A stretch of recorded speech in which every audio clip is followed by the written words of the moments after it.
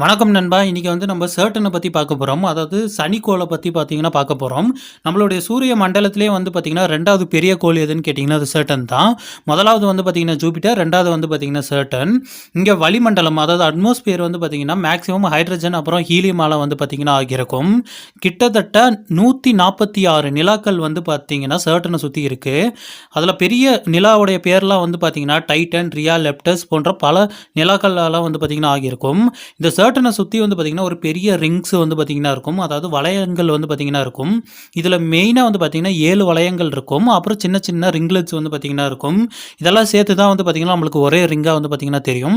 இந்த ரிங்கெலாம் வந்து பார்த்திங்கன்னா எதால் ஆனதுன்னு வந்து பார்த்திங்கன்னா பல சிதறல்கள் கற்கள் வந்து பார்த்திங்கன்னா சிதறி கிடக்கும். அது மட்டும் இல்லாமல் பழைய நிலாக்கள், அப்புறம் இந்த ஐஸ் உருண்டைகள், காமர்ஸ், ஆஸ்ட்ரைட்ஸ், இந்த விண்கற்கள் இதெல்லாம் சேர்ந்து தான் வந்து பார்த்திங்கன்னா இந்த ரிங்ஸாக வந்து பார்த்திங்கன்னா உருவாகி இருக்கும். அதுவே சர்ட்டனோட ஈக்குவேட்டர் அதாவது நடுப்பகுதிக்கு வந்து போனோம்னா அங்கே வந்து பார்த்தீங்கன்னா ரெட் அண்ட் ஆரஞ்சு கலரில் வந்து பார்த்தீங்கன்னா ரொம்ப அழகாக இருக்கும். ஆனால் இந்த கலர் எதனால் வந்ததுன்னு வந்து பார்த்தீங்கன்னா ஹைலி எனர்ஜெட்டிக் ஹைட்ரஜன் பார்ட்டிகளால் வந்து பார்த்தீங்கன்னா அந்த கலருங்கள் வந்து பார்த்தீங்கன்னா உருவாகி இருக்கும்.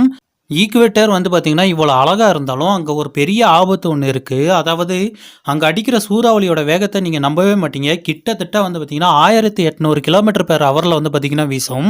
அதுவே நம்ம வந்து வட துருவத்துக்கு போனோம்னா அங்கேயும் வந்து பார்த்தீங்கன்னா சூறாவளி வீசும்.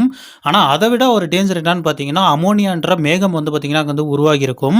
அதோடைய டெம்பரேச்சர் மட்டும் எவ்வளோ இருக்குன்னு பார்த்தீங்கன்னா -250°C வந்து பார்த்தீங்கன்னா இருக்கும். அவ்வளோ உரைநிலையில் வந்து பார்த்தீங்கன்னா அங்கே இருக்கிற மேகங்கள் இருக்கும். சர்ட்டனுடைய நடுப்பகுதியான கோரோடைய சைஸ் மட்டும் எவ்வளோ இருக்குன்னு வந்து பார்த்தீங்கன்னா 10 பூமியோட சைஸ் வந்து பார்த்தீங்கன்னா இருக்கும்.